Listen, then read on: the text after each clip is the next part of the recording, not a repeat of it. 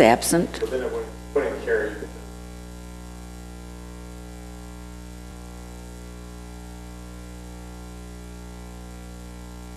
And we're back. Item number 7. This is a public hearing. This is a legislative recommendation for a general plan amendment, rezone, and concept plan for Tim's subdivision located approximately 2582 North Redwood Road. Boyd Brown is the applicant, and we'll turn the time over to Kara for the presentation. All right, last one. So the applicant is requesting a general plan amendment and a rezone for approximately 22 acres located in the very northern part of the city. So on the left side of your screen, you'll see the current land use map. So you have neighborhood commercial in the front with business park in the rear, and the current zoning map, which is agriculture. And the applicant is proposing regional commercial here, and office warehouse to the back. In conjunction with this request, the applicant is also requesting input on a concept plan. The DRC Development Review Committee reviewed the concept plan on January 3rd, 2017. Their comments are contained in your staff report. Here you can see a possible convenience store here, possible future retail, proposed storage units, some flex office warehouse space, and possible potential RV or vehicle type storage. This is a legislative item, and as such, the Planning Commission and City Council have significant discretion when making decisions. The city staff recommends that the Planning Commission conduct a public hearing, take public input, discuss the application, and choose from the following options, which include forwarding a positive recommendation, continuance, or forwarding a negative recommendation to the City Council. Up to this point, no public input has been received, and the applicant's here if you have any questions. Thank you, Kara. Would the applicant like to come and join us? And state your name and address for the record, please. My name is Wes Edwards. I live at 9086 South Tolman Farm Circle in Sandy. Thank you, Wes. Did you want to add anything to the presentation? Just, we've been here a few times, and I think our plans continue to get better, so appreciate everyone's insight and input, and obviously the help of the city. Okay, thank you very much. We'll go right ahead and open up public comment for item number 7, legislative recommendation for general plan amendment, rezone concept plan for Tim subdivision. Okay, given that there isn't any public comment, we will close public comment at this time, and we'll open it up to the Planning Commission for comment.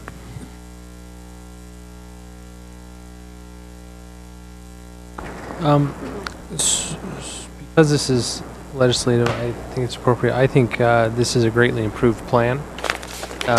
It was nice to see the residential taking out, the mixed-use residential. I know originally that was something that didn't make sense personally to me. I may have been the only one, but I think abandoning that is an improvement. And it also appears that you improved the traffic flow in the bottom left-hand side. If I remember right, that was dead-end traffic pattern, so I think having that loop is a great improvement. I do have a question, Wes. Point out, or staff could point out, the houses that are owned by the applicant, or house. That house in the corner. In the future, is the future goal to purchase the other houses to make that a square rather than a horseshoe? We've been in contact with the other property owners in the area, and a majority of them have expressed interest in developing their property at a future point. Right now, we've got 22, 25 acres that we own. That is about as much as we're willing to invest at this point. But I know that there is some desire to develop in the future as timing permits. I know one of the families has students in school, and as soon as they graduate, they'll look to explore that, and then probably a couple of them will move there in later too. And then I don't know if there was a challenge with the canal, I believe on the east side of that property. What type of challenge? If I'm remembering right, there was a challenge with how they were going to develop it, piping underneath and cover it up. That open? As it is right now, our plans call for keeping the canal open, piping water underneath it, and then leveraging a sewer pump to pump up the sewer above the canal into a sewer line that we will have to install. We're currently in negotiations and working with Edge Homes and the City of Lehigh to be able to address storm drain on the east side of the canal. And our hope is that we'll be able to accommodate the east side of the canal storm drain through an agreement there. The other option would be if we're unable to do so, we would have to build a pump station and pump that up as well.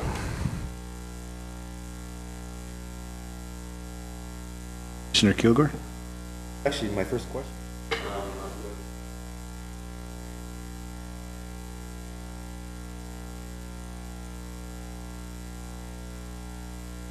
Draining the storm drain. Absolutely, yes. Oh, okay. Yeah, we've been working with them and trying to make an argument that allows us to drain the historical flow rate of that property into their system. Okay. On the color picture that showed the zones, there are these gray ribbons, like in the northwest corner, there's this little gray ribbon. What is that? That in the northwest corner, way at the top. That, yeah, and then. Right now, those are existing, South, yeah, there's a little gray ribbon there too, or like a little U, upside down U. To the right there, yeah, see that? What is that? I believe those are existing, call it dirt road access onto Redwood. Those are dirt roads? Well, the Driveways? driveway. The one on Redwood's obviously on Redwood, and then the one down below is just kind of a driveway access.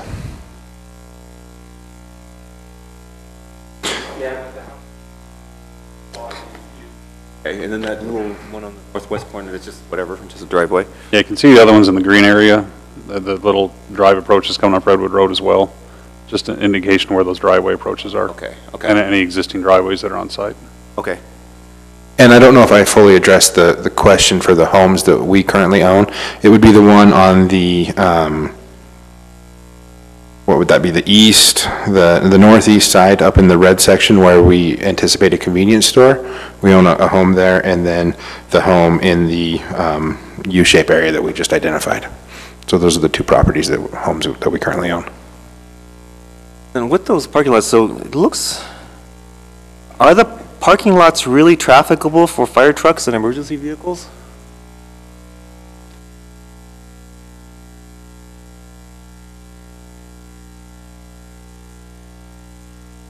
Picture, well, yeah, on some of these, I'm sorry, not the picture, but the diagrams, it seems like I don't see how a fire truck could get into the parking lots because I don't think they could reach from the road, their hoses and stuff. So I'm just wondering if has that been looked at? The fire thing says that it is, but it was talking about the roads, and I was just wondering, what about the parking lots? Because some of the parking lots are pretty in-depth and they don't have access to, like to Redwood Road, for example, and the bottom one there.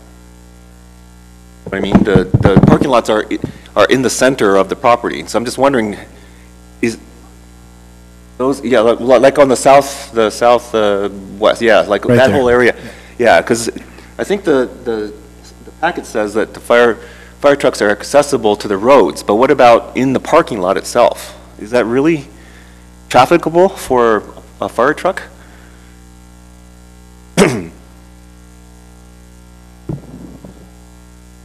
You're talking about these buildings down in this area? Yeah, especially there, yeah. Yeah, I mean, one thing we need to understand too is that this is still conceptual in nature. Obviously, nothing's completely scaled out, turn radius movements, things like that. Those will come along later, but this is just conceptual. Obviously, they're not going to be vested towards this, but looking at the potential idea of, yeah, this is what we'd like to do, and the nuts and bolts get worked out later, further down when you actually get the site plan. Okay, so I guess we'll be able to review it further. Yeah, because I just don't think that they can be. Okay, when will the applicant be able to provide more details regarding landscaping, turf max, site triangle clearance, all those things that the staff packet says we have insufficient information and to determine whether it complies or not, whether you comply or not to the ordinances. My understanding that's required at site plan, That is correct. Okay. and at that point, we'd be more than happy to provide that information. 19.09 regarding off-street parking. It says that the required parking islands don't comply. Will the applicant be able to fix that? Which item is that? It's 19.09 off-street parking. With a lot of these, including this one and a couple others, it's just, we don't quite have a super detailed picture of exactly what's going on and what's going to happen. So some of these are just, they could comply, they might, but we don't quite have enough at this level at concept plan. All those things will be determined at time of site plan when we have full drawings. Okay, so as a legislative action, I'm just calling attention to it at this point, I guess. Yeah. Yeah, okay, so I'm calling attention to the fact that the parking islands don't comply currently. Thank you. Okay. I mean, obviously this, so yeah, you mentioned it is a legislative decision, but really you're looking at the concept plan. Your questions are related to the concept plan, which is an informal review. If there's anything that, additional improvements that might be required, things like that, now is the time really to discuss that as part of the legislative decision. Since the council will be giving up something, oftentimes developers have to give up something as well. That makes sense. Both are receiving some form of consideration. But at this stage for the concept plan, it is informal. Okay. Well, I'm just trying to call out the things that will then get you to the point where once we're at an administrative decision, we just have to go down and just approve it because it's in compliance with the code. Sure, I appreciate that. Okay, and yeah, so again, more issues with off-street parking and loading spaces for trucks doesn't apply as well. That's something to consider. And then I think in the minutes, Commissioner Steele was prophetic in asking why don't we rezone to community commercial? Yeah, community commercial, CC. And at the time, I think the answer was given, rather than regional commercial. And I think at the time the answer was given that community commercial doesn't allow for convenience stores. Well, actually it does. It's a conditional use. It allows for convenience stores, but not with restaurants, just convenience, not with fast food, I mean. So it's convenience stores, and it allows for refueling stations as well. So you could put your gas stations and you could put your refueling station in there, and you could have a convenience store. And I just wonder, I asked the same question that Commissioner Steele asked, is why don't we make it community commercial, because it's more in line with the code as far as as far as being next to residential, as far as the road access that's currently there, versus regional commercial, which anticipates big box like Walmart, that kind of thing. And I just don't think we have the road network to support something like that. So I'm just just asking again, why not community commercial? The reason given is not accurate. You can put a convenience store in there. You could put, in fact, almost everything except for like a big veterinary hospital or something like that. Just things that I don't think you'd consider. You could put a small veterinary hospital in there. So it seems like the community commercial would actually take care of all that and be closer to what the code is. Does it fit the general plan? And does it fit the area? I don't know. That's just one of my comments. And I think the regional commercial offers us a little bit more variety. I think we have had numerous conversations with convenience store companies throughout the state, and there is interest in doing one with a food store in that location. And I think when we look at it in the size and scope of not just our project that we're trying to do regional commercial, but the interim, that represents approximately, I would say on the area to the west of the canal, an additional approximately 10 acres or so. So it just, in the future, opens up some additional possibilities. And with the size of Redwood and really the lack of strong residential in the area, we kind of thought that it made a little bit more sense for regional commercial with the variety of uses that we can get and the more absorption the quicker absorption we can get for that area. Yeah, I guess, it's probably a dead horse beating, but the total acreage, if that added up, it may be large, but when you have that block of residential right in the center there, it really does break it up to the extent where, again, I think the community commercial actually fits in better by plan, as well as the access to it, the fact that you're not going to put a big box retail in there. But anyway, that's enough about that. I was wondering, what's the status of the development agreement? That's something, looks like we need to put one in place in order for this to go through, and I was just wondering what the status of the development agreement is at this point. Or is that something that comes up later? It's being worked on. Okay. And then what is a pioneering agreement? All right, so a pioneering agreement is basically an agreement where a developer puts in advance the improvements that are required, not just for their project, but for adjacent properties. And the city agrees to establish a benefited area that's going to benefit from those improvements being installed.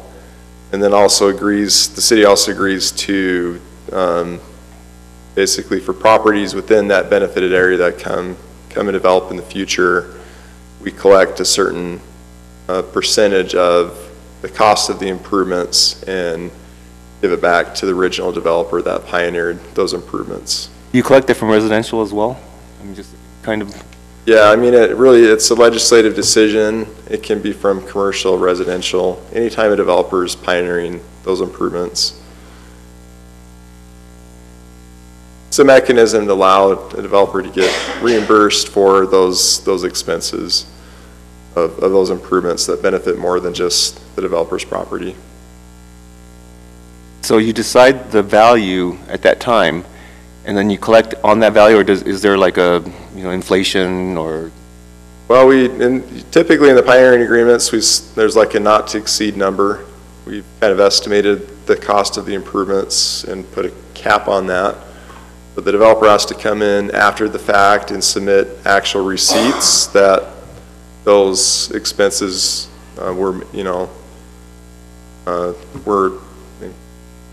those expenses were incurred, and also that those were paid off. So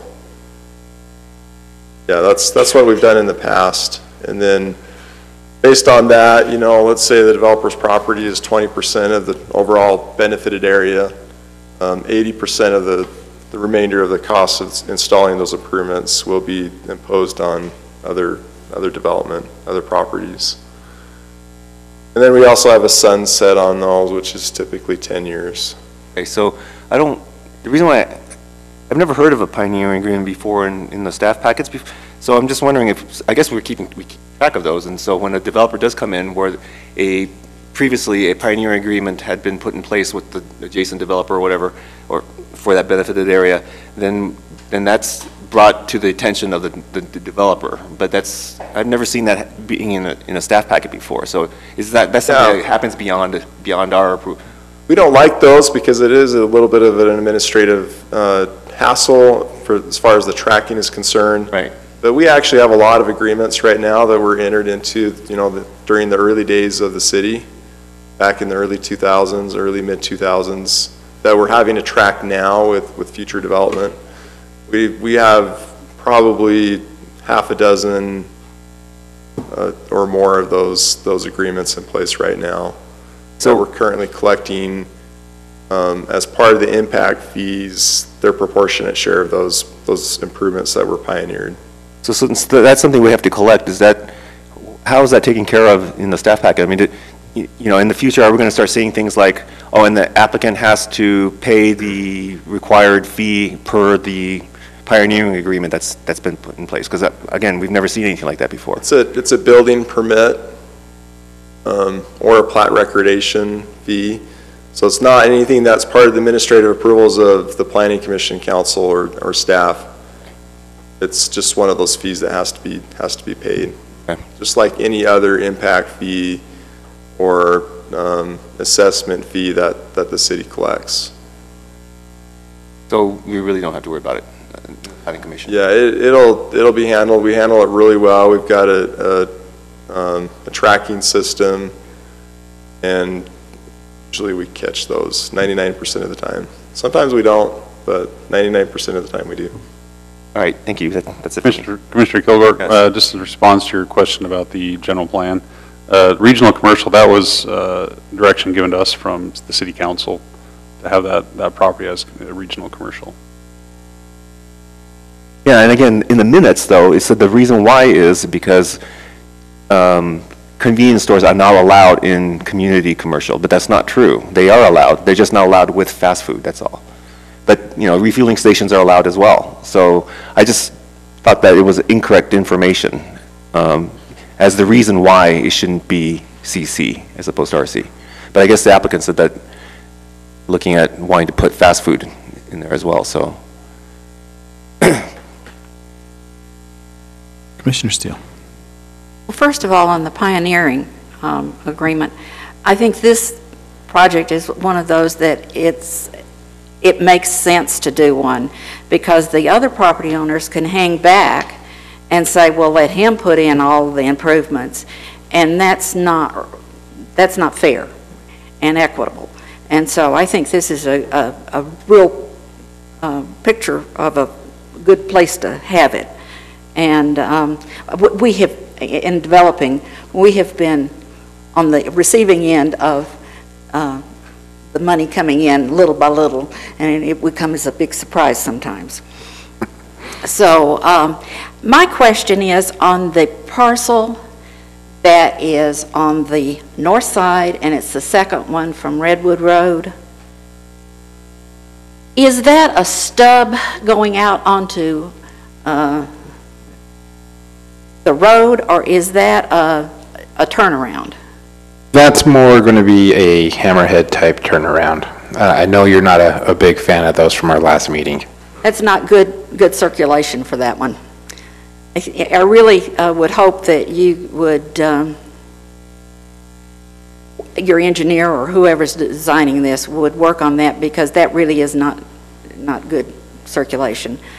And do you anticipate that house going away that's on the south? I think at some point we would like to see that. As that area ripens, I think that area with the home and the area adjacent to the home is probably going to be one of the last areas that we develop. At least that's our plan right now.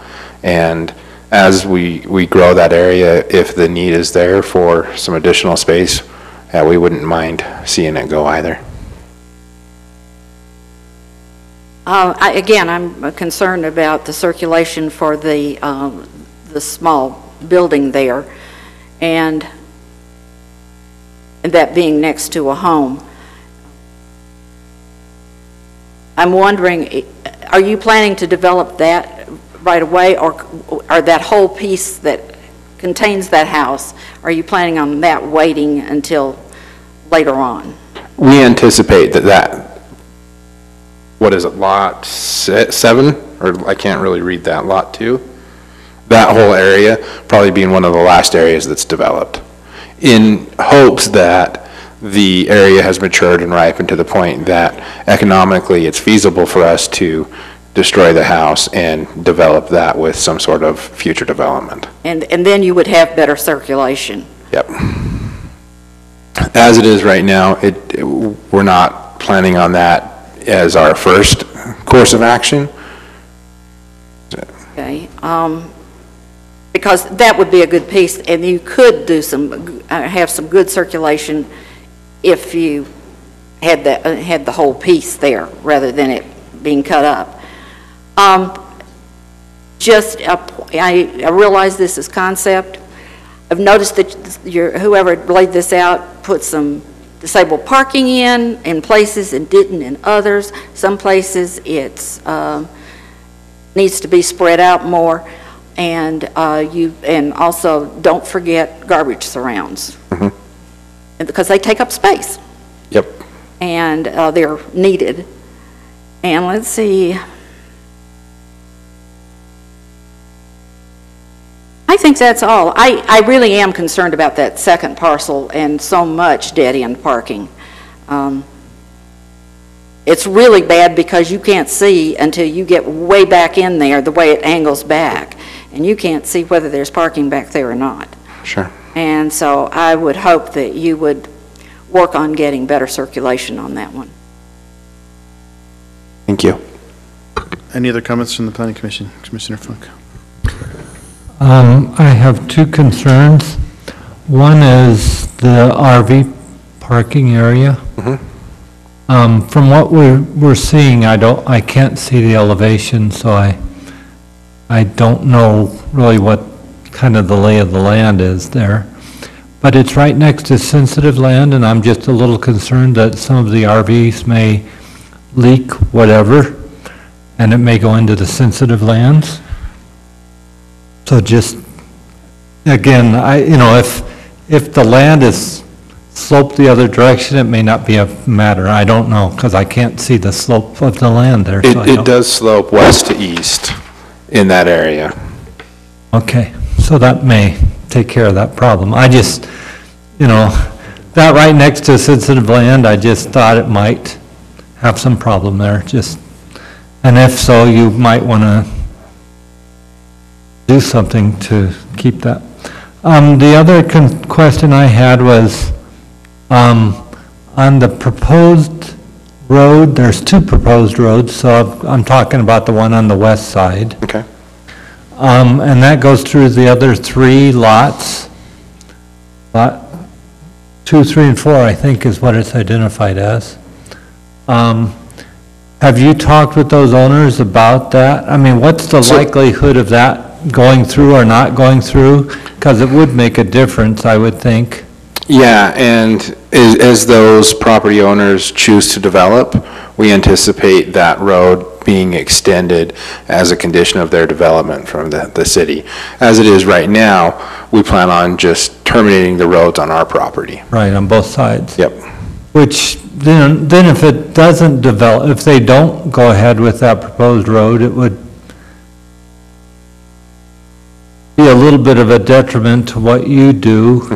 And I mean, I would think the city wouldn't be quite as happy with it either. So that's just a little concern that I have. The fact that it's going on property that you don't own and don't have say on whether that will ever go through or not, or what. Sure. Thank you. That's all I have. So without that road being a guarantee, Lot 1 up in that northwest corner really would be undevelopable because you really don't have access to it in any way, at least in its current configuration. Correct? What we don't show is that road connects to Hardman Way. I think, is that the area that you're talking about? Yeah, right there. I thought we just discussed that being a hammerhead turnaround. Is that not what you were talking about? I was talking about the opposite side. I'm sorry. Oh, okay. All right, so that road does connect onto Hardman Way? Okay. Yes. All right. So you're going to connect that to the road that was just built there? Correct. That's really high. I know. How are you going to do that? A lot of fill and some retaining walls. Okay. So we had our surveyors out there today to help us figure out how we're going to do that. I'm sure it can be done. Just curious. Now, hopefully some of these people are going to work in Saratoga Springs. You're on the north end of the city. How are you going to go south? How are you going to what? Let's say people are working in Saratoga Springs, and hopefully that's what they're doing. They want to go south on Redwood Road here. How do they do that? south on Redwood, so they would access probably via Hardman, and Hardman will be a lit intersection in the future. Is that what is planned by DOT? Yeah, that's UDOT? UDOT's plan. Okay, that's good. Any other questions or concerns? Okay, I'll entertain a motion. Based upon the discussion today, I move that we forward a positive recommendation for the Tim's Development Subdivision. subdivision and rezone, located approximately, and concept plan, located approximately 2582 North Redwood Road. The findings and conditions in the staff report. We have a motion. Do we have a second? Second. Second. Any question on the motion? Yes, did general plan amendment get in there? Maybe I'm. I did not say general plan amendment. Duly noted and agreed to. Second, also agree. Second, okay. Any other questions on the motion? I have a question. Going back to Commissioner Steele's concern about that hammerhead. You have a acute angle, if I'm seeing this right, on lot number 1. And If I could just interrupt you, this is a concept plan. Nothing we are approving today is, we're not signing off on anything on the concept plan. Okay. This is just for concept ideas only. Any other questions? All in favor? Aye. Any opposed? Motion passes unanimously. Thank you for your time today. Thank you, appreciate it. All right. Okay, item number 8. This is a public hearing for legislative recommendation for proposed code amendments to Title 19. It is city initiated, and it will be presented by our city attorney, Kevin Thurman. Got here.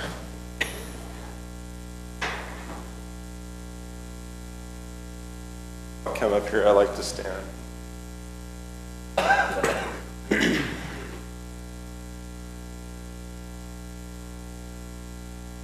Okay, so I can handle this however you want. I can go through PowerPoint, up the code, we can go through. Can I request interpretive dance? What's that? Can I request interpretive dance? Sure, sure. I would be happy to volunteer Kara to do that. I mean, I can delegate after all. Let's see. So yeah, really, how would you like me to proceed?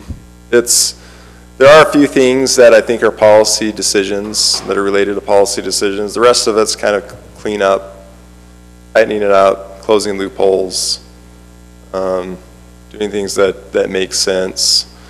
We keep referring to this as the ordinance. We have lots of ordinances that we pass. That's kind of an old term that was used back when this was first passed. So I've fixed that. It's changed to title. Commissioner Steele brought up some instances where we have will instead of shall, and shall is stronger language, so we've added that.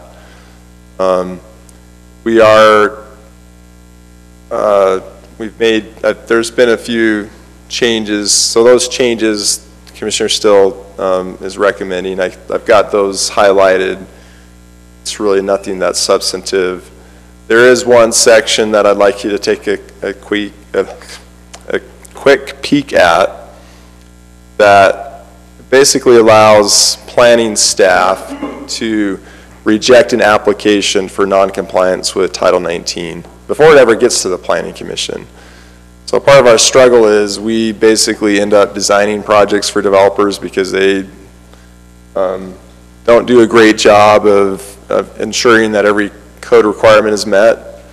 And they do that because they've got projects in multiple cities and they just get lazy. And so they don't want to learn our code. And so they basically come to staff and they file an application and it doesn't even come close to meeting our code. And we go through rounds and rounds and rounds of red lines.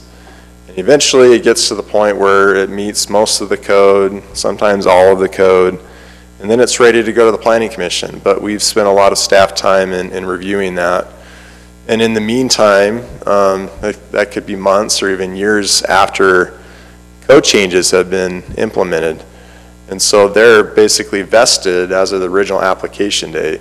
So this process will allow planning staff to look at it during an initial review, submit the red lines to the developer, give the developer the chance to correct those, and if they don't get corrected, planning staff can reject the application for noncompliance with Title 19 or the engineering standards or other land use ordinances.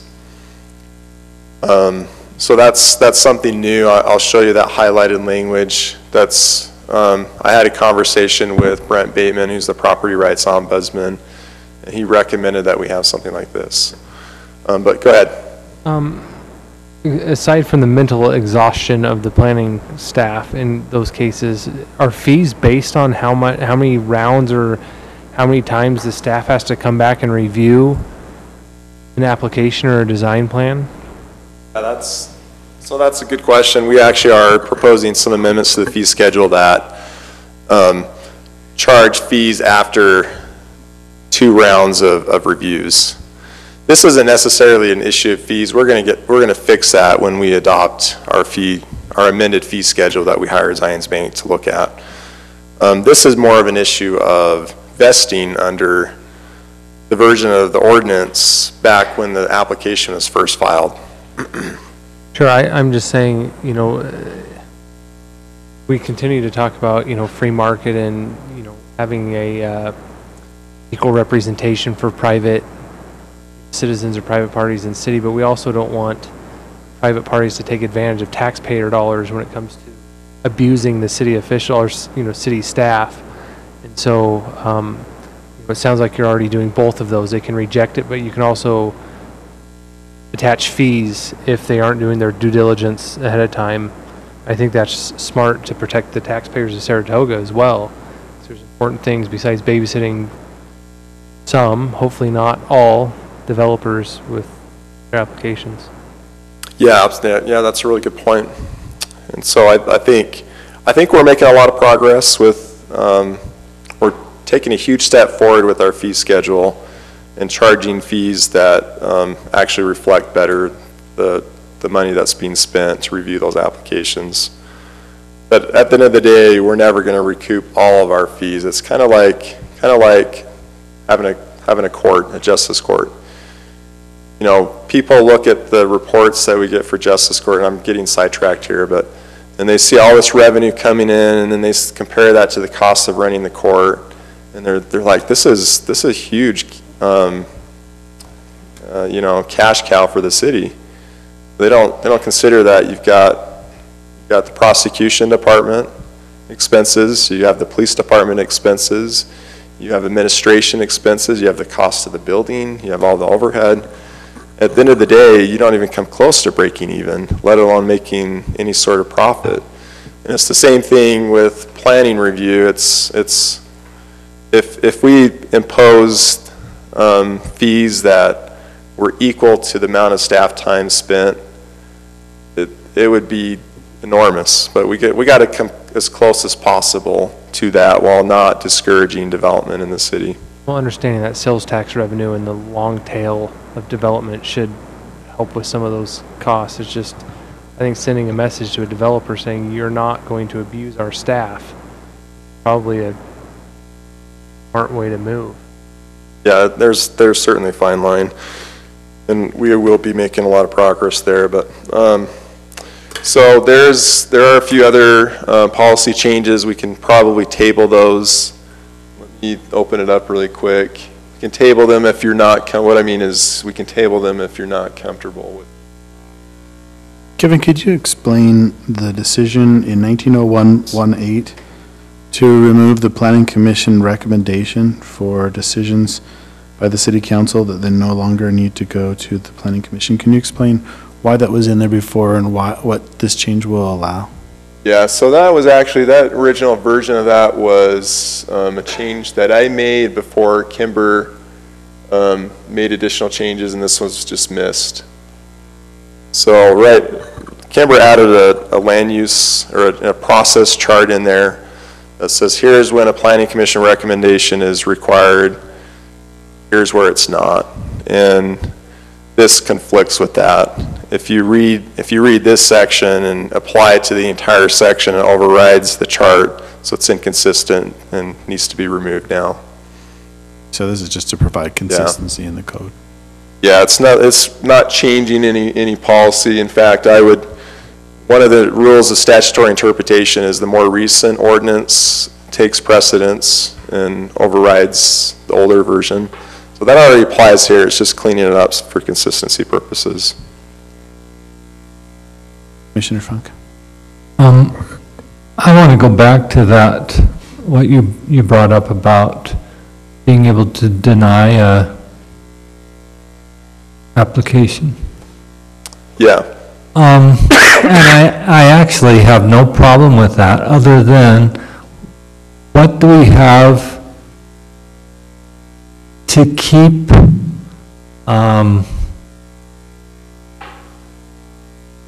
staff, and I'm not talking about current staff, of course, from denying people that maybe they had personal vendetta against or something along that line? Yeah, that's a good point. So that would be considered, an arbitrary and capricious decision. The way you get around that is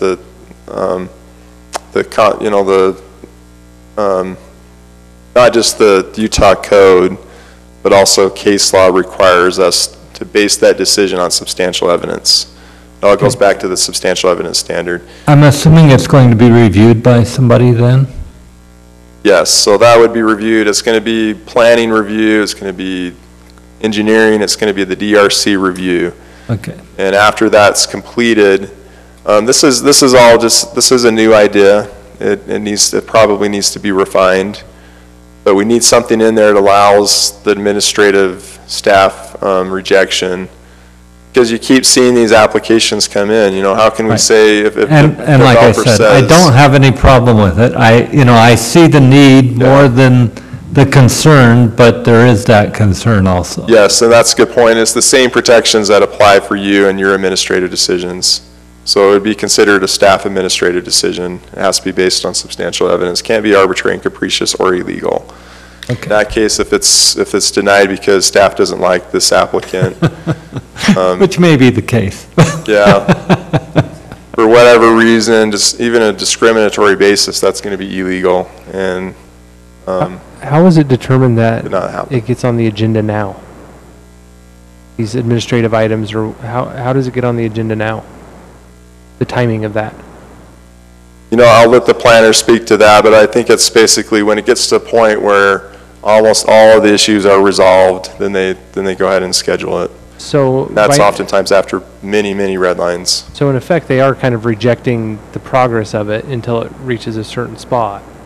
Yeah, they are, but what happens is sometimes that's months, even years later, and the code has since changed and it's improved, and there's additional protections in there. Like for instance, our road cross section found out that it's not compliant with the fire code, the width, because we're, to be compliant with the fire code and what our fire chief wants from the fire code with the cross section, we have to basically have to do no parking on one side of the road.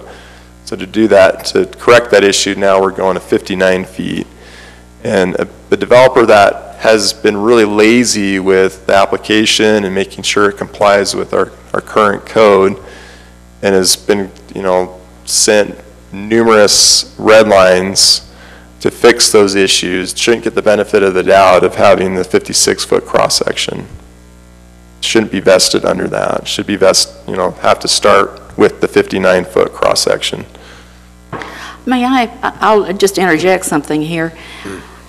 And some of you were here when I gave a speech one night about the fact that we are business friendly. When people say we're not business friendly, it's usually because they haven't looked at our code.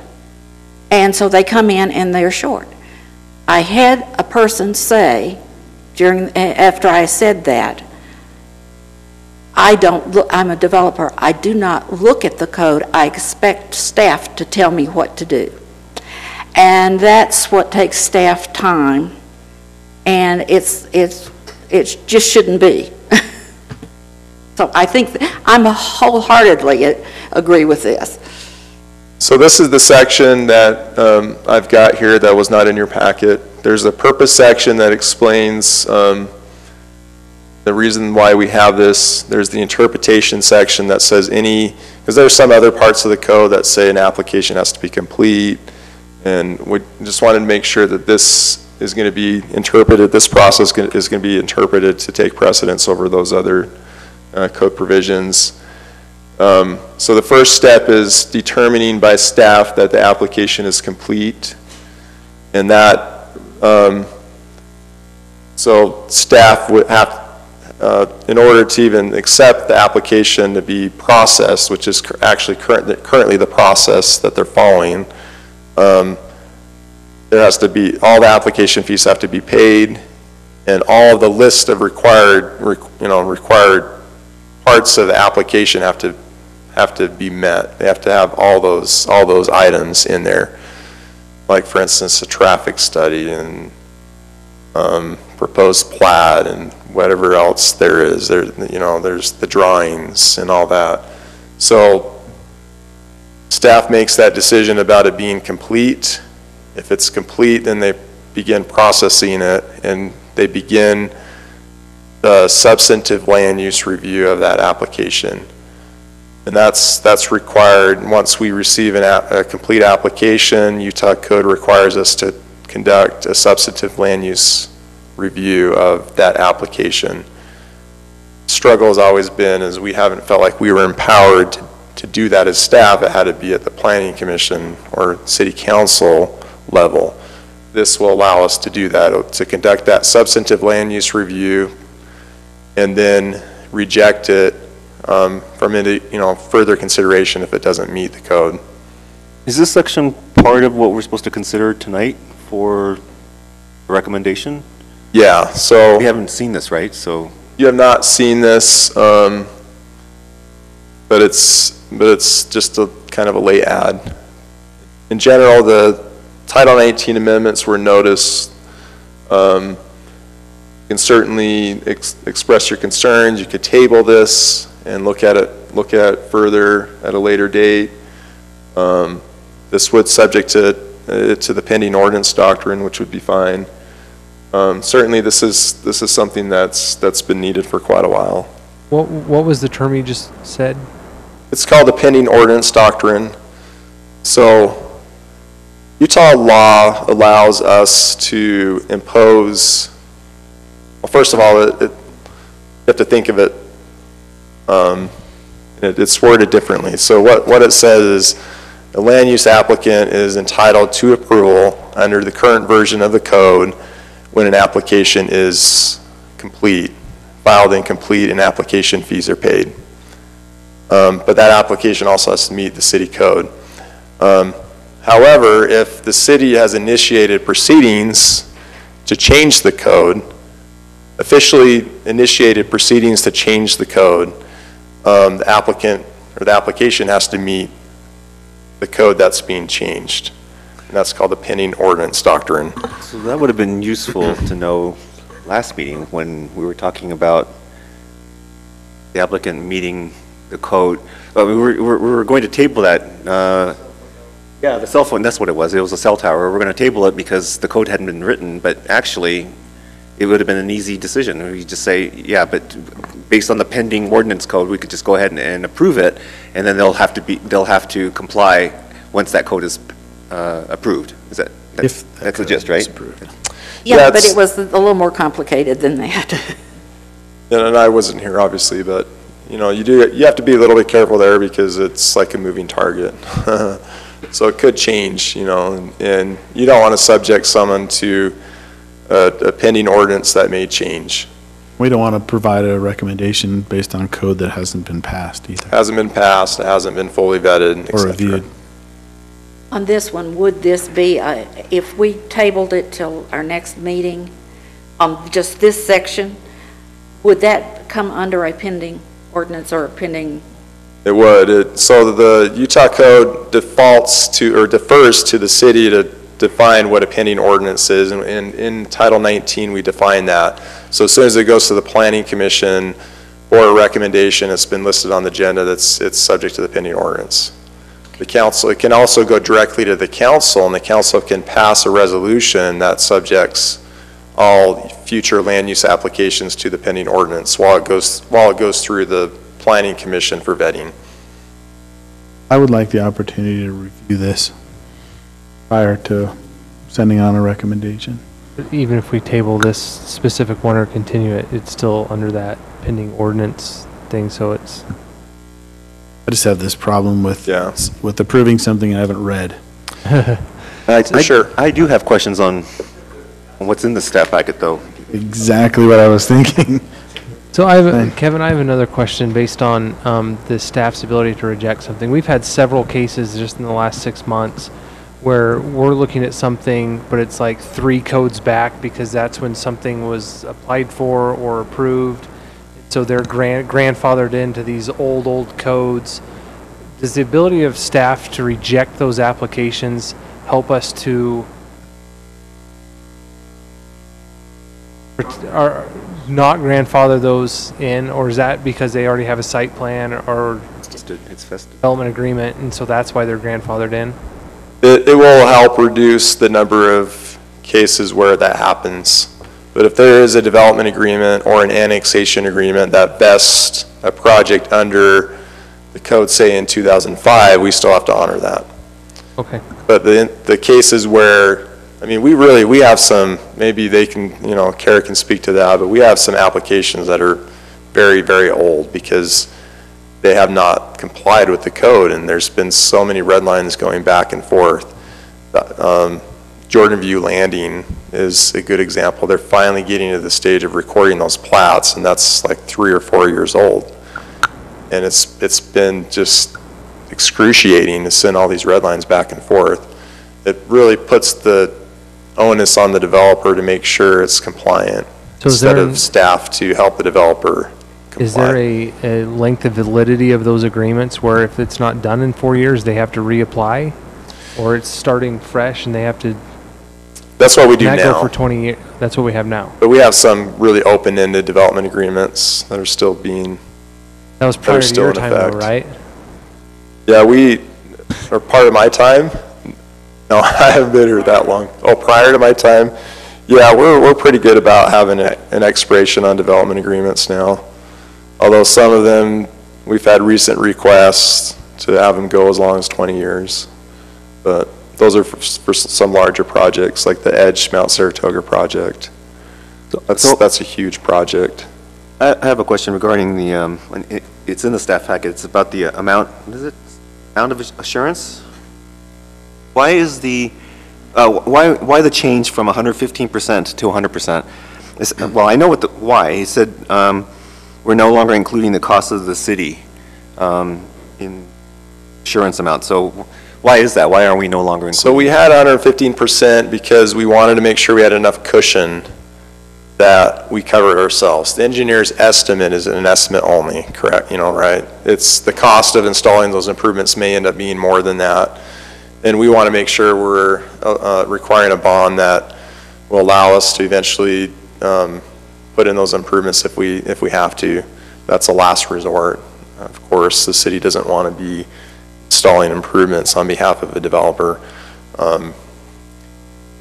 But the reason why that's in there is because the Land Use Development and Management Act in the Utah Code doesn't allow us to have that contingency built in there.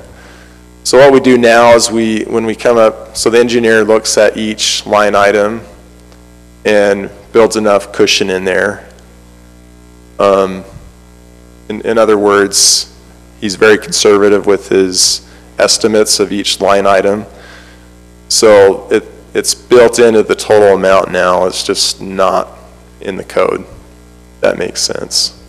And that's been a recommendation that's been given to us by some land use attorneys. Another question on 19.13.8. I'm trying to get.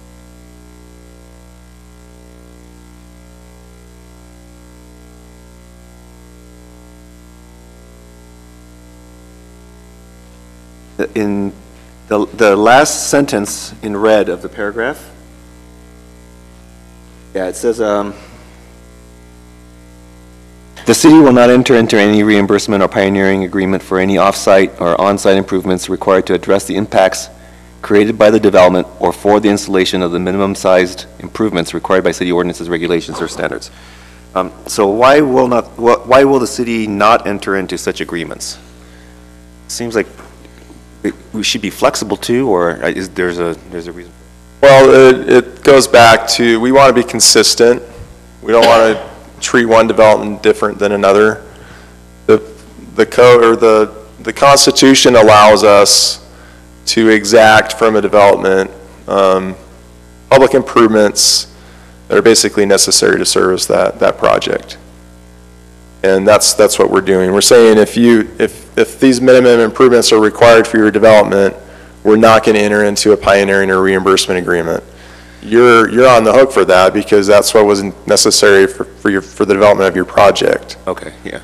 It sends a clear message to the developer, we don't want to, we can't do this. Instead of developers coming and begging staff to, well, you know, we really want the council to consider this, staff can now point to this and say, sorry, the code doesn't allow us to do this. You have to install the minimum improvements necessary to service your project. Right. We're not going to finance development, Okay. in other words. I understand. When you put it that way, yeah, it makes sense. Isn't that way that it works today? I mean, if we've had developers come in asking to build, for example, a religious building, and they do not want to go into debt to put the utilities from an existing neighborhood and to the distance of where they wanted to build, they'd have to foot the cost. Is that what we're saying here? Yeah. And then would the city then maintain the reimbursements as other future developers come in between? You're talking about Tim subdivision? It was a chapel that was southern, it's down south here, and they built one. Oh, yeah, so you're probably thinking on Tanner Lane? I don't know. Oh. Yeah, so sometimes developers, so we have master plans for our utilities, and the master plans call for those to be upsized, and we pay the difference between the minimum size required for that project and the master plan sized improvement. And we do those all the time. They're called reimbursement agreements, and we offer impact fee credits for those. So the developer's still paying for the minimum size requirement, or minimum size improvements that are needed for the project, for that project. On 7A, there's a typo. All right, so where are we at then here? What page in the large packet? Large packet, it's 152. On 7A. What section number is that? Because this doesn't match that. Oh, 19.13.09.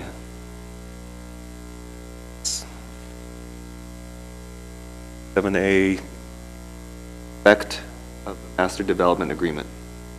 Just one little typo. Okay, so how should that be worded? So I'm not looking at it. Oh, it just says, the developer may be required to provided additional considerations. Just drop the E. All right, sorry. Okay. Just drop the D. And I think I've got that, and I think Dave pointed that one out. So let me Actually, I have two more comments. What subsection is that? 7A, yeah, right there. 7A? No, okay, so I missed that one. Okay. Back up. Required to Oh, provide. yeah. Mm-hmm. Yeah, I think he's already fixed it there. Okay. yeah, for some reason I think I changed that for the council packet, but for some reason didn't highlight that. So on the next page, according to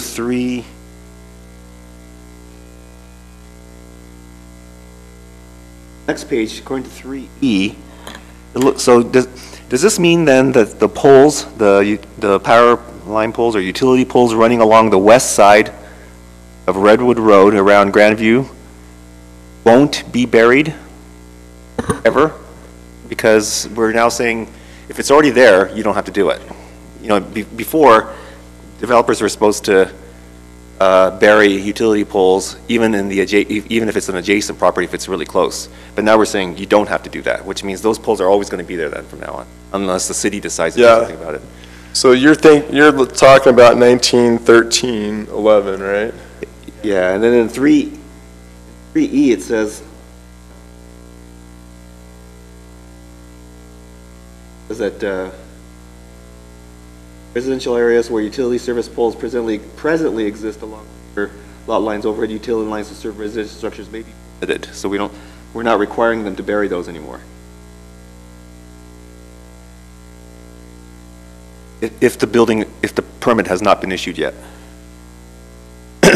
So it says right here, it says this exception may be applied to existing subdivided property where building permits have not been issued. So typically where you're talking about burying power lines as a subdivision requirement, but it says it shall not apply to new residential subdivisions. It's saying if it's already been subdivided and we didn't catch it then, we didn't require you to bury it, we're not going to require that as a condition of building permit approval. Does UDOT ever bury the power lines? Like when they're expanding Redwood Road, would they possibly do that? They do if we're willing to pay for it. Oh, so I have to pay for it. So we've actually paid for a lot of those power poles along Redwood to be buried as part of this project. Oh, is that right? Yeah. Oh, okay. Not all of them, but some of them. Okay. And then page 16. So this was another point I was going to make. This 1913-11, this is a policy change. It hasn't been fully vetted. If you're comfortable sending this on to the council as it is right now, I'm happy to do that, or you could also continue that with the other change, the administrative rejection of applications, so you can kind of vet it a little bit more. So these are exceptions to the rule of burying power lines. We want to be careful. We don't want to go too far. Those exceptions have to be narrow, but still somewhat flexible. Well, it just looks, because if it's already been subdivided, then they don't have to bury them. So then you'll have places that are nice and clean without, because I think with not having utility poles is clean, and that's just my aesthetic. Sure. So then you'll have pockets of where you are going to have lines, and then some will, some won't, based on an exception, and that's where I'm not really sure I like that idea. Yeah, really, this is We'll where look at it from a you developer's have. point of view. No, I totally understand, but right now we require it, and now we're giving exceptions, and I'm not. This is where someone comes in and buys a lot, is a lot owner, and realizes that there's some power poles still in their property, towards the rear of the property. This would be saying, we're not going to require them to bury that as a condition of building permit.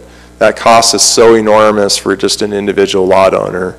That doesn't make sense. We should have caught it earlier, but we didn't. This only addresses the rear of the property and not the front? No, it says any property. This only addresses where we didn't catch it. The intent was where we didn't catch it with the subdivision approval, the original plat approval. Where I read here, it says rear. What if it's in the front? Sure. Yeah. Like I said, this is a good opportunity to hear your concerns, and I'll make those changes so it's not just in the rear. And if that's the case, then those ones on Woodward Road should be buried. That's not on the rear. It's in the rear of some lots. Some lots they are, yeah, actually. In fact, I don't know that we have more than a couple of old houses that actually take access from Redwood Road. So in that case, it would be in the rear. But again, then you're going to have these pockets, right? You're going to have some in the rear, some in the front. I know in our subdivision, they paid extra to get the power lines underground. I have one last one. Why don't we, I guess my suggestion would be to have this one be tabled. Okay. So we can vet it a little bit more. So that one, as well as the administrative rejection of applications. Did you check on the 6 feet versus 5 feet? That's a good point. That's in 1913-11, so I can make that change as well. Commissioner still pointed out that we have this language about, there's some 6-foot language in there when the public utility easement is 5 feet. So maybe we just might want to change that so it's consistent. Then my last comment is on section 19.22.03 or C. Developers' plans, it says extension of at least the following utilities and services. And I was wondering, what about fire? Should fire be included in that?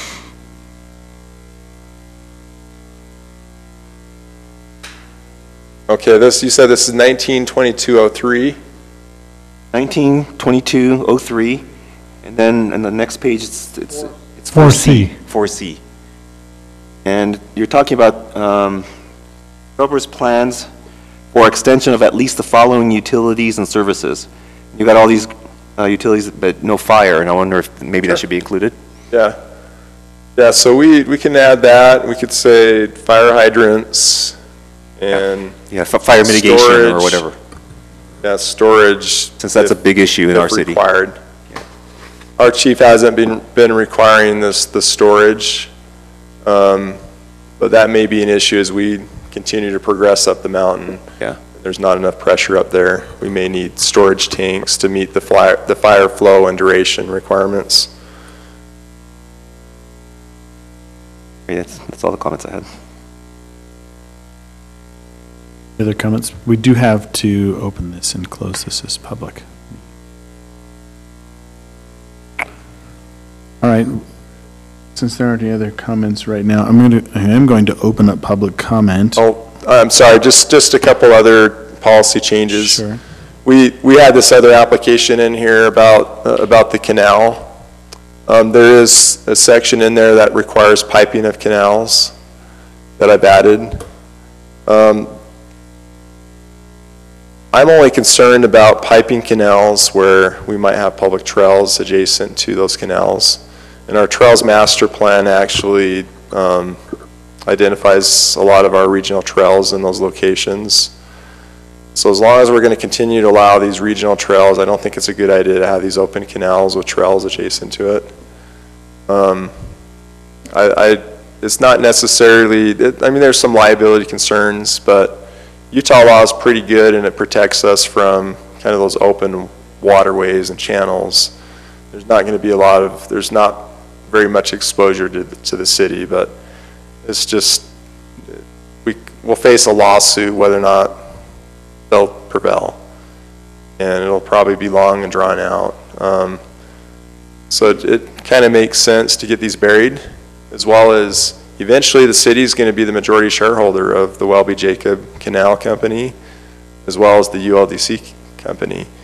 That helps protect and preserve a water asset that we have. Piping the canals is beneficial.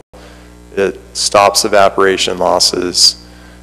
It really would be a benefit long term for the city. It's expensive for the developer, but many cities do require piping of canals. If that's what we want to do, we can put that in there. It's listed as one of the required improvements now. Can you provide us with all those other changes and the ones we saw in yellow so we can see that in our next packet?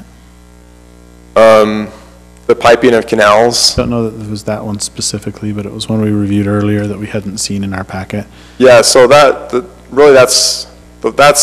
up for discussion, of course. You could also forward a positive recommendation on that if you're okay with the piping canals, at least having the council consider it.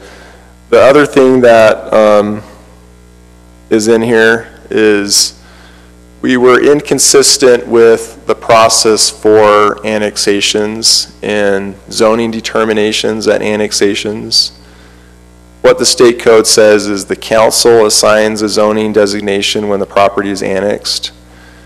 What we've been doing with these recent annexations, and it's a Title 19 requirement, is it's been coming to the Planning Commission for a zoning decision before the property is ever annexed. Conversion. Which we didn't think made a lot of sense. Let's have the council assign a zoning.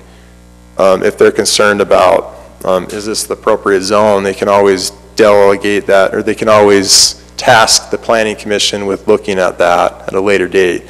But we don't want to hold up the annexation process because we have to go through a public hearing process with the planning commission and notice to property owners that are adjacent, if that makes sense. In fact, the Lehigh annexations got held up, or the annexations close to Lehigh got held up because notice had gone out to those property owners, who then complained to the Lehigh City Council, who then felt compelled to file a protest on those annexations. So we felt like that was just an impediment to getting these annexations processed timely. So now that with that change, it'll go straight to the council for a decision on the zoning, unless it's sent back to the planning commission for further review at a later date. So that would happen after the annexation. So anyway, that's kind of the gist of it. Do you have any other questions? Of course, you need to open it up for a public hearing. I just wanted to ask a question. Sure. It seems to me, given what was just said about subverting the planning commission again, and then removed in another portion of this code, it just seems that the direction is going more towards just making all the decisions going to the city council, and that we subvert the planning commission. I just wanted you to comment on that and tell me what your opinion was on that. No, I think it's the opposite, actually. So when you're talking about a legislative decision, that kind of, that of course belongs with the council because they're the legislative body, they're the elected body. But we've made a lot of progress, and I say we, I mean Kimber made a lot of progress. I had recommended that from the very beginning when I first started here, that those administrative decisions not be handled by the council.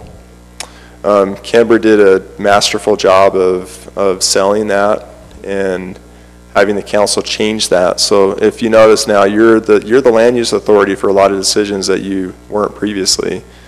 When I got here, council was the land use authority for practically everything.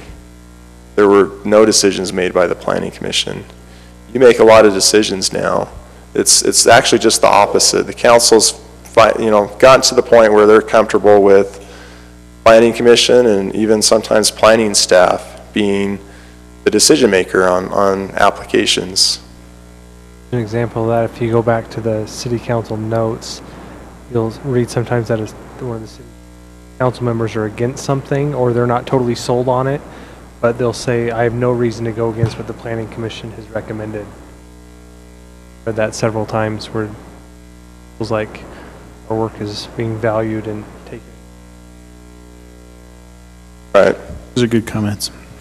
Yeah, no, I wouldn't feel concerned about that at all as the planning commission. It's going in the opposite direction, thankfully.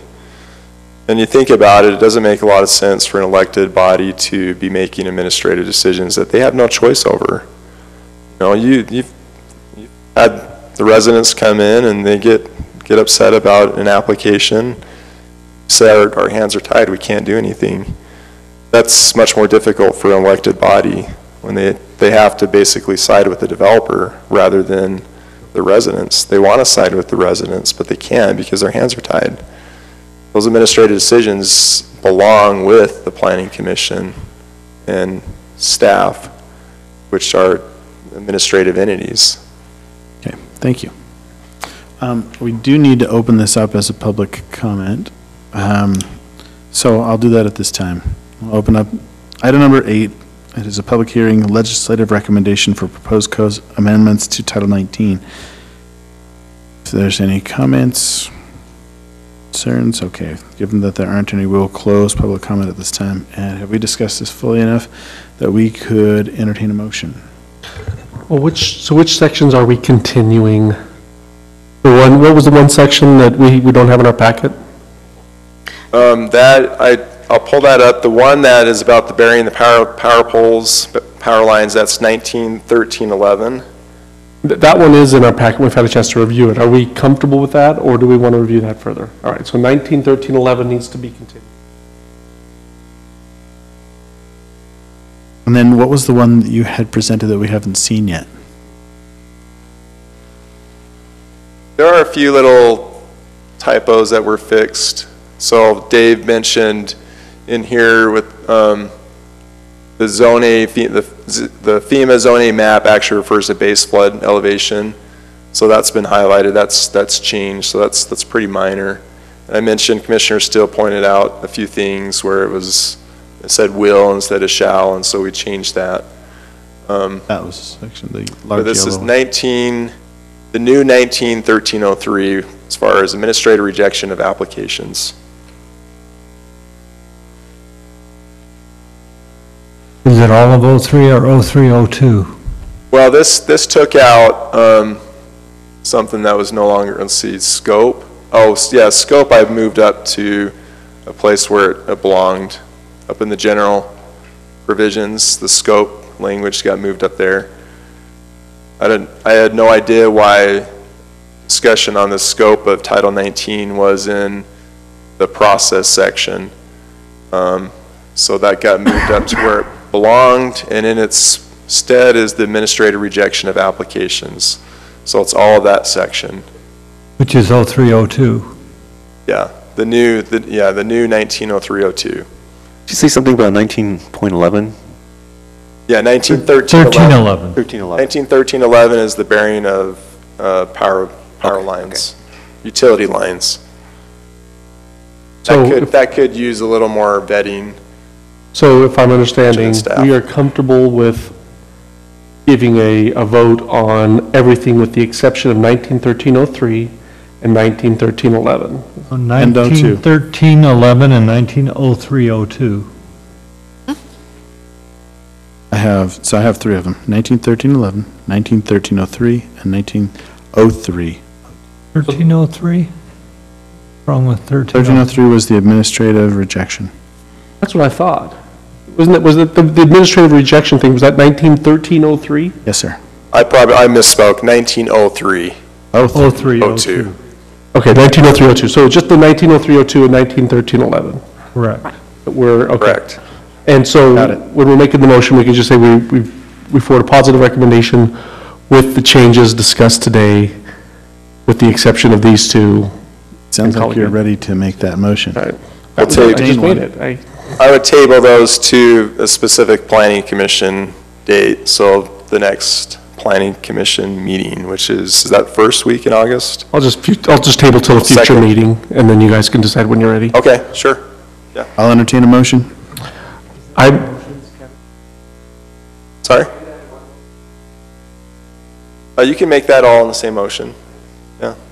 I move that we forward a positive recommendation for the changes to Title 19 to the City Council with the minor changes that have been made today during discussion, with the exceptions of Section 190302 and 191311, which shall be moved to a future date, tabled till a future date. Second. Motion and a second. Is there a question on the motion? Yes. I think we need to table those to a date specific. I believe that was the counsel of our lawyer. Well, when I said just to a future date, that gives them freedom to do it whenever they're ready for it, was the thought. Want to just say No. the next one? You're not saying we're not continuing the public hearing, we're just continuing the Correct. public meeting. Public hearing's closed. Yeah, if you were continuing the public hearing, we'd want to be specific about the date in case someone was here to speak on that item. They could come back and speak again at the next public hearing. But because it's a public meeting, the next time it could just be, it can be open-ended. Honestly, I'm going to want to get this done, so it'll be the next meeting. Agreeable? to I don't think our we have to change anything, motion? so. All in favor? Aye. Any opposed? Motion passes unanimously. Yeah, thank you. Thank you, Kevin. It has been proposed that items 9 and 10 be continued to a later date. I will entertain a motion to continue those two items. I move that we continue items 9 and 10 to a future date. We have a motion. Second. We have a second. That is Commissioner Funk. And any questions on the motion? All in favor? Aye. Any opposed? Motion passes unanimously. Move to number 11, approval of minutes. Has everybody had a chance to take a look at those? make changes? Okay. Entertain a motion for the approval of minutes. I move that we approve the minutes from July 13th, 2017. We have a motion. We have a second? Second. Second. Any question on the motion? All in favor? Aye. Any opposed? Motion passes unanimously. Reports of action. Not at this time. Not at this time. Okay. Any commission comments? Yeah, I have one. So this whole community commercial thing gets me. It seems like the only reason why they're asking for a CC, no, an RC over a CC is just to have a fast food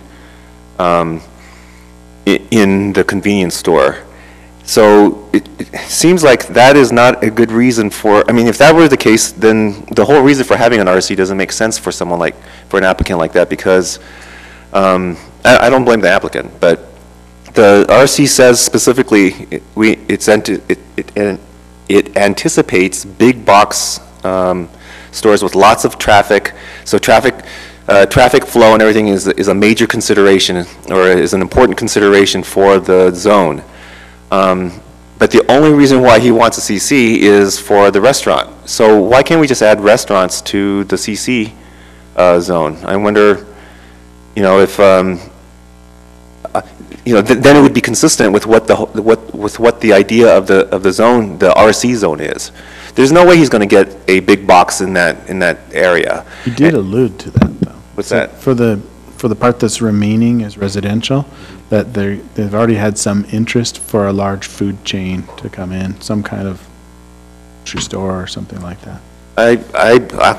Okay, so I didn't get that. I got from him that he wanted to have a restaurant in the convenience store. That's what the other builders, that's what builders are saying.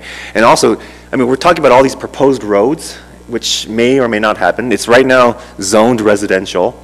It just doesn't, you know, seem to work. So if I don't think that it's just necessarily him, but it's just for CC that we already allow convenience, we already allow fueling station. Then why don't we just allow a fast food restaurant? I mean, I don't think it's going to add that much more to the traffic anyway, you know, in a CC. But the jump from neighborhood commercial to CC seems reasonable, but the jump from CC to RC is huge. I mean, in terms of traffic, in terms of the kinds of stores that we allow. And yet CC takes care of a lot of things as long as it's a smaller scale. You know, I think the only thing it doesn't really allow is automobile repair stores. CC allows for RV parks, it allows for all this other stuff that he wants to put in there. So I'm just wondering if fast food in the convenience store is just a minor thing that we could fix in the code, and then it would really be a community commercial and a regional commercial. Anyway, so that's just my comment, something to consider. That we can certainly look at that. I think also part of it goes back to what the city council wanted for regional commercial there, instead of then having just that corner piece as community commercial. Probably wouldn't make sense, just let it act as one larger. Right, so maybe there's commercial. a larger reason, but in the minutes, they said the reason why we recommend, the reason why it's got to be RC is because it doesn't allow CC doesn't allow convenience stores. Well, it does. It just doesn't allow fast food with convenience stores. You know, so if fast food's the only thing that's keeping them from doing a CC, when it makes sense because of the way, I mean, it's all chopped up, and the roads that are going through the residential is actually just proposed, so there's really bad traffic. We're already talking about hammerheads, and then that one road is not going to even go through all the way through that whole block. You know, if that's the case, RC is completely unreasonable for it, except for a fast food in the convenience store. That's the only reason why. At least that was given or that was recorded in the minutes. Now, if the city council had other reasons, it wasn't in the minutes. So anyway, that's why I just think that in the future, same thing. It just seems like saying that, okay, this little spot, this little lot is going to be RC because the developer wants to put a fast food. Yeah, but there's not going to be a big box. There's just no way the traffic is going to work. You know, it's appropriate for it, either an NC or CC. So I just wonder if maybe that's something that we could just take a look at. Well, you know, I had brought up the community commercial, Yeah. but that was where they were doing the mixed use on the south side. When you look at the the whole area that's there, part of it's not in this application, but it will come. With that big an area, then maybe regional commercial does make sense, because it's one of the bigger areas that's left that could be regional commercial. So there's two sides of that, and that may have been what the council was thinking, and it may not have gotten in the minutes. Yeah, it could have been, but again, it wasn't in the minutes, so. And one thing too about that road on the west side of the canal, obviously this is still a conceptual plan. That road may very well turn into just an interior passage between developments. Like you go across the street, Del Taco and McDonald's, I can travel between the two. It's not a road, at least on the south side. But again, conceptual, those things can be ironed out. So Right. could be a road in the future, it may not. Well, and again, I don't want to tie this to this particular application. I think this application, at least in my mind, it brought up this issue, about the issue. What the issue for me is, why, should an applicant be forced into, or should an applicant be required to choose an RC zone simply because he wants to put a fast food restaurant in a convenience store? You know what I mean? I mean, if he wants to build a Walmart, yeah, then it's RC. If he's got lots of traffic and everything, yeah, that's an RC. But I just want to put a fast food in my convenience store. Well, you could get a convenience store, you could get a gas station, but you can't put a fast food in there, and therefore it has to be RC. So I just think that, can we just look at it? And if it makes sense that, no, there's a reason why we decided not to put fast foods in a convenience store for a CC, okay, then I'm satisfied. But right now, it just seems like it's a minor change that could better define the difference between an RC and a CC. Yeah, we can have staff look at that. Perhaps there's a reason behind whatever council had approved that at one time, why they chose to do that. Yeah, otherwise, where else are we going to put CCs? Right? Because every time they're allowed a convenience store, they're allowed refueling station, but they're not allowed fast food. So everyone's going to say, okay, then I want an RC. I want a zone amendment, or a zone change. And so I'd like to see if it makes. Yeah, and obviously regional commercial is going to be high traffic areas, which is obviously. Well, this is going to be a high traffic area, but the current traffic does not, the current roads and everything doesn't support it. The way, it's. Well, it's on Redwood Road though, access from Redwood Road. Right, and we have lots of problems with that. So, it's just, I think, anyway, I request that we look at it. Yeah, we'll take a look at it, sure. Yeah. So noted. Thank you. And I do have a comment tonight. Commissioner Steele. And it's a question and a comment at the same time. What happens when we give conditions of approval and they are not met? And the business has already been given a C of O. Talking about a specific gas station north of here that is refueling outside of the times that was... That's question number 2. I may have surveillance on that gas station. But when the staff goes out to check, do they have or should they have a list of conditions of approval with them so they'll know if the disabled parking is in the wrong spot, or if they've put that we've requested plain concrete rather than stamped concrete, that's been done correctly. I know, like, you count bushes and trees and all of that, but would it be a good idea to have a list of conditions of approval when a planner goes out to check to see that everything's done? I have seen staff. Good. There's a couple of places that apparently they didn't, but... As far as the legal ramifications. Well, yeah, so there's a lot of things you can do. There's an enforcement section in our code that talks about withholding permits, revoking permits, withholding future land use approvals. Obviously, the code enforcement process where we go out and issue citations and notices, start fining them. There's a lot of things you can do. You can sue them civilly, file a lawsuit against them. There's a multitude of different things that we can do to enforce that. And then the specific one that we're talking about, and I think we can say it, Murphy Oil came in and they were going to be 24 hours. And I think they found that the city's not ready for that in that location because we've gone by after Planning Commission and it's not open. But they are bringing trucks in the busier times of day. And I don't know if it's how many problems it's caused, but I think maybe Commissioner Chapman can enlighten us. I think that if it's causing problems is kind of irrelevant because they were given conditions. So when I've seen it, the truck is on the very far west, and I don't see it impeding traffic at all. Like, it's very easy to get in and out of the pumps, but it's the fact that it was a condition of their operation. I wasn't here at the time, but if it's a condition, then it's a condition.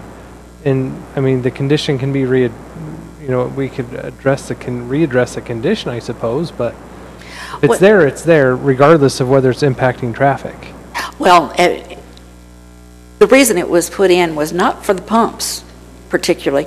It's because they couldn't make the turn without impeding traffic on Commerce. And if they're hitting at the busy times of the day, then there's a good chance they're impeding traffic. See that?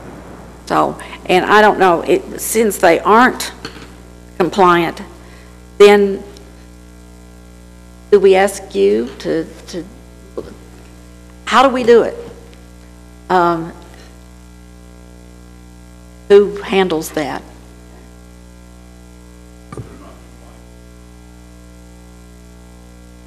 Okay. Does code enforcement handle that?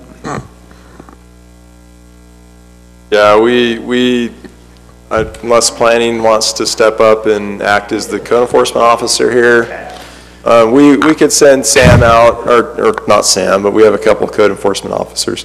Sam But I Steele. think what you bring up is a good example of, this isn't necessarily creating any problems currently. If it's not creating any problems, we probably don't want to use a harsh remedy. Probably don't want to revoke their occupancy. Maybe you send them a notice and just say, hey, They did put a frog in my drink tonight and caused it to... We have a video of what happened earlier tonight. Maybe it's sort of a friendly notice that just says, you're not compliant with your conditions of approval. City may choose to enforce this if it ever becomes an issue. So I don't know, that's another option. There's a lot of different things you can do. All right, any other commissioner comments?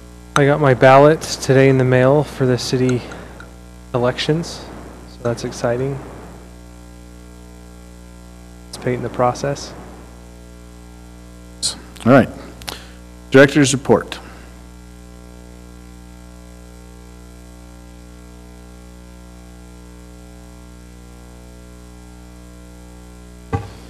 Of lines or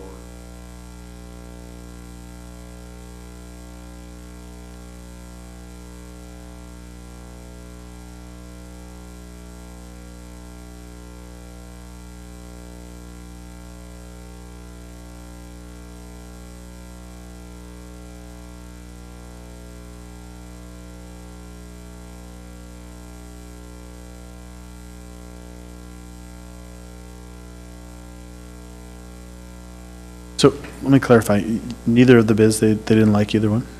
Kevin, do you remember that they're 10 million, 12 million, something like that? They thought they could get better.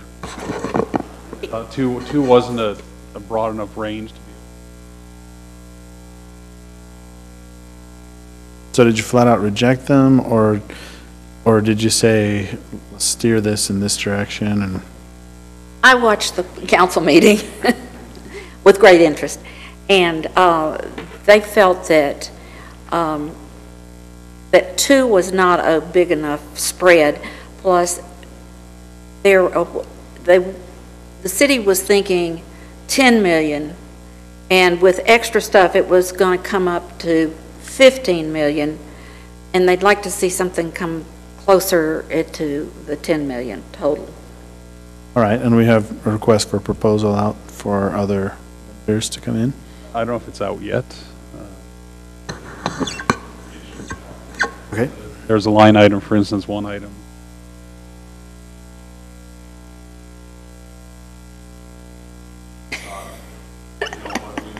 Somebody's listening there you to go. us.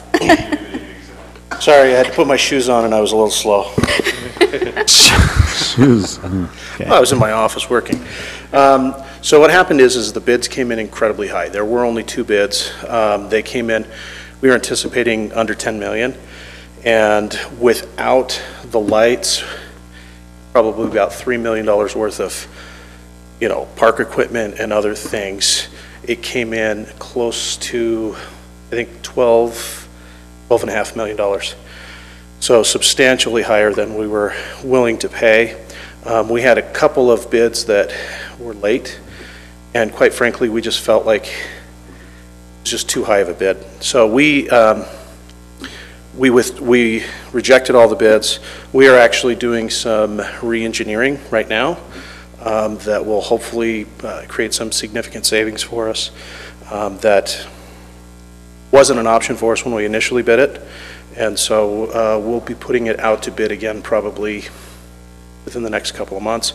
We're going to change some of the parameters, allow for more time, and basically do some things that we hope will give us a better chance.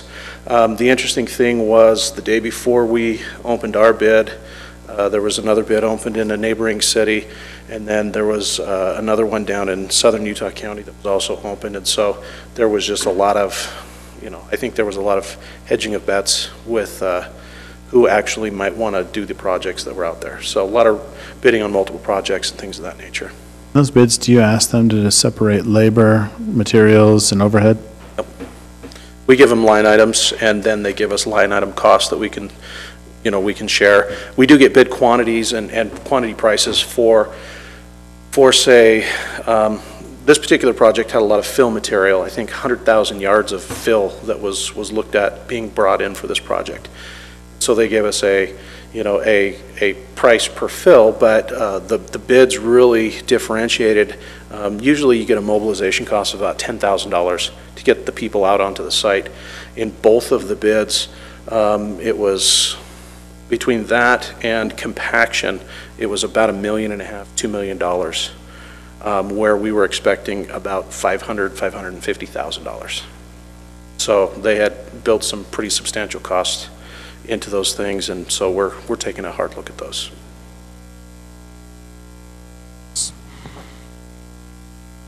Do we have any need to go into private quarters? Okay. Without objection, we adjourn. What's on our agenda next time? I know Fox Hollow.